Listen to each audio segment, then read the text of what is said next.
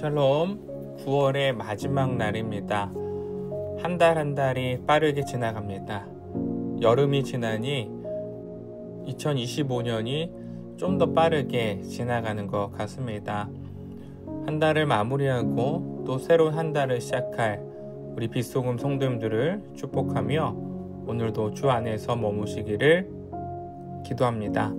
오늘 함께 나눌 말씀은 역대하 13장 1절부터 14장 1절입니다.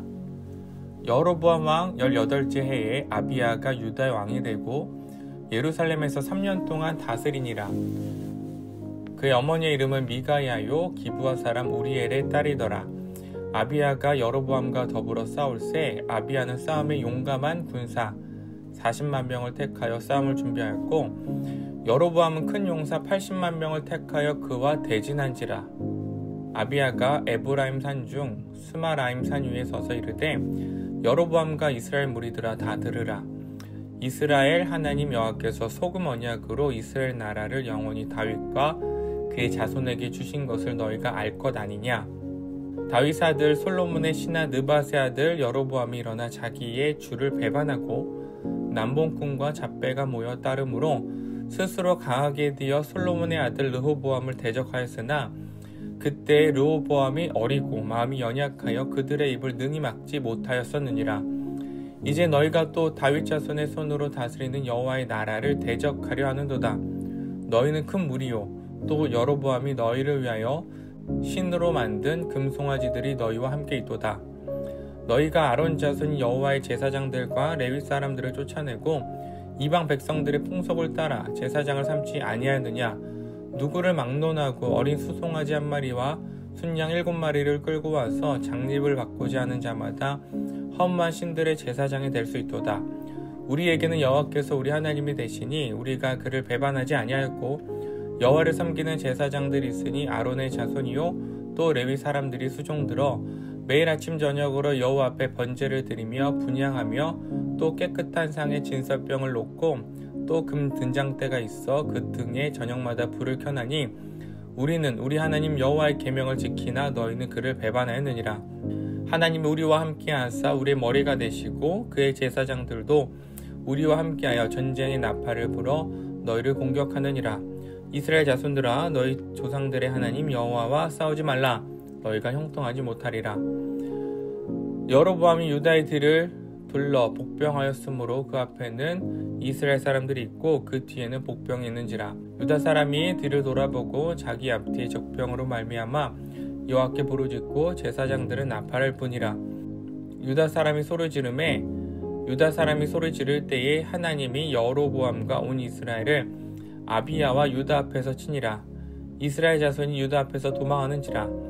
하나님이 그들의 손에 넘기셨으므로 아비야와 그의 백성이 크게 무찌르니 이스라엘이 택한 병사들이 죽임을 당하고 엎드러진 자들이 50만 명이었더라.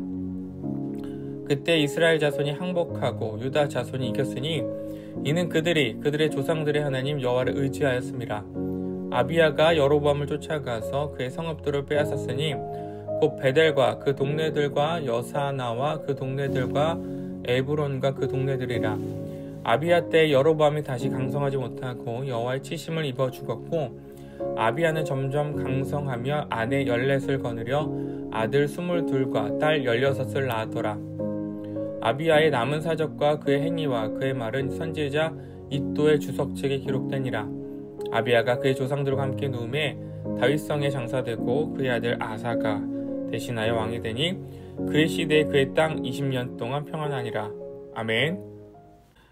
구약 성경에서 이스라엘이 전쟁에서 승리하는 패턴을 보면 군사력의 강함보다 하나님의 도우심이 승패를 결정하는 핵심 요소입니다. 실제로 이스라엘이 승리한 많은 전쟁에서 대부분 군사력이 열세였거나 인간적인 전술로는 승리가 불가능한 상황이었습니다. 오늘 본문에서 남유다 왕 아비야와 북이스라엘 왕 여로보암이 전쟁을 치르게 됩니다. 솔로몬 왕 이후에 이스라엘은 남유다와 북이스라엘로 나눠지게 되죠. 북이스라엘의 초대 왕은 여로보암이었고요. 여로보암은 솔로몬 통치 시절 주요 관직에 앉은 인물이었습니다. 열왕기상 11장 28절에 보면 여로보암은 큰 용사라고 평가받죠. 능력 있는 자였습니다. 그러나 그는 반역을 저지르고 북이스라엘을 건립하게 됩니다. 반면에 남유다는 다윗의 정통성을 이어받습니다. 유다 지파와 베냐민 지파를 중심으로 나라가 세워지죠. 초대 왕은 솔로몬의 아들 르호보암이었습니다. 왕위의 정통성을 보면 북이스라엘은 반란군에 의해 세워진, 쉽게 말하면 정통성이 없는 나라였고요. 남유다는 이스라엘의 왕위를 계승한 나라였습니다. 그러니 남유다와 북이스라엘이 전쟁할 경우 하나님께서 누구의 편에 서실 것이다 라는 확신이 있었을까요? 남유다입니다. 남유다 왕 아비야는 이런 확신이 있었습니다. 군사력을 비교하면 아비야는 40만의 군대를 택했고요. 여로보암은 80만 명을 준비하죠. 2배 숫자가 차이가 납니다. 현대 전쟁도 아니고 육탄전으로 칼과 창으로 싸워야 하는 당시 전쟁에서 숫자는 곧 승리할 확률을 높이는 것이었죠. 그러나 아비야는 5절에 이렇게 선포합니다. 이스라엘 하나님 여호와께서 소금 언약으로 이스라엘 나라를 영원히 다윗과 그의 자손에게 주실 것을 너희가 알 것이 아니냐. 하나님께서 언약을 맺은 이스라엘, 소금 언약이라고 표현하죠. 변하지 않는 언약이라는 의미입니다. 이 언약을 맺은 당사자가 누구냐? 다윗과 그의 자손이다. 바로 우리들이다 라는 것입니다. 그러나 아비야의 호기스러운 선포와는 다르게 전쟁의 승기는 북이스라엘 쪽으로 향하는 것처럼 보입니다. 숫자의 우세를 앞세워서 13절 여로보암이 유다의 뒤를 둘러 복병하였으므로, 여로보암이 복병 전술을 사용합니다. 아비야 군대를 앞뒤로 둘러싸는 것이죠. 포위하는 것입니다. 전쟁에서 포위를 당하면 사실 승리할 가능성이 적습니다. 사방에서 날아오는 칼과 창을 막을 방도가 없죠. 늑대에게 포위당한 한 마리의 사슴처럼 속수무책으로 당하는 것입니다. 그런데 유다의 대응이 우리의 예상을 뛰어넘습니다. 14절 유다 사람이 뒤를 돌아보고 자기 앞뒤의 적병으로 말미암아 여호와께 부르짖고 제사장들을 나팔을 부니라. 지금 생사가 오고 가는 피 튀기는 전쟁 중에 남유다가 어떻게 대응합니까? 하나님을 부르고 제사장은 나팔을 붑니다. 상식적으로는 이해되지 않는 대응이죠. 그런데 전쟁의 결말은 어떻게 될까요?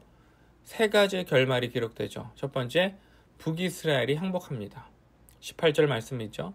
두 번째, 19절에 보면 아비야가 여로보암의 성읍을 빼앗습니다.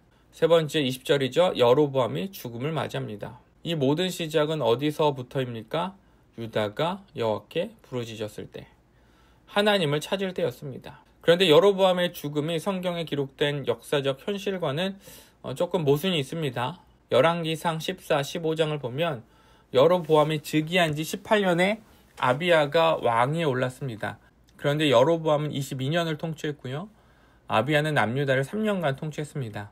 여로보암이 즉위한 지 20년까지 남유다를 다스렸다는 것이죠. 그런데 열왕기서에 따르면 여로보암에게는 아직 2년의 통치 기간이 남아 있습니다. 오늘 본문과 모순되죠? 오늘 말씀에서는 여로보암이 마치 아비야 시대 전쟁에서 죽은 것으로 기록됩니다. 역대기 말씀은 앞서 역대상 말씀을 나눌 때 설명드렸지만 이스라엘이 바벨론 포로기 이후에 기록된 말씀입니다. 오랜 포로 생활 가운데 하나님의 백성이라는 정체성을 상실했을 이스라엘 백성들에게 너희가 누구인가 이것을 알려주는 말씀이죠. 역사적인 사실도 중요하지만 이 안에 담긴 하나님의 메시지, 신학적인 목적이 있습니다. 그리고 오늘 본문에 담긴 역대기 기자의 메시지는 승리는 하나님을 의지한 자들의 것이다. 전쟁이 아무리 불리하고 열세일지라도 하나님을 부르짖는 자들에게는 소금 언약 안에 반드시 승리한다. 이것을 전해주고 있습니다. 하나님의 백성은 승리를 보장받은 백성입니다. 수적으로 아무리 열세이고 패배할 것 같은 상황일지라도 우리가 누구를 의지하면, 하나님을 의지하면 하나님은 자신의 백성들을 세상에서 승리자로 살아가게 하실 것이다.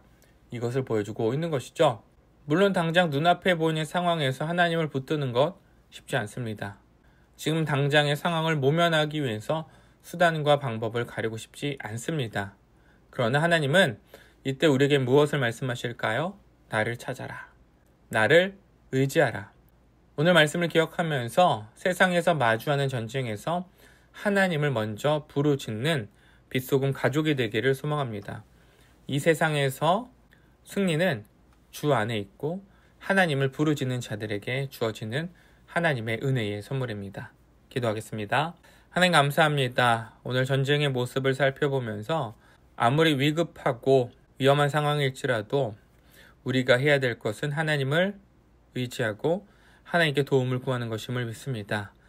사랑하는 빛소금 성도님들이 이 진리를 깨닫고 세상의 지혜와 세상의 방법을 구하는 자들이 아니라 하나님께 의지하고 하나님의 지혜를 구하는 주의 자녀들이 되게 하여 주시옵소서. 오늘도 주 안에서 하나님을 부르짖기를 원합니다. 우리는 날마다 하나님이 필요하고 하나님의 은혜가 필요합니다. 한 달을 마무리하면서 하나님께서 주시는 은혜를 고백하고 감사함으로 살아갈 수 있는 빛소금 가족들이 되게 하여 주시옵소서. 감사드리며 예수님의 이름으로 기도드렸습니다. 아멘.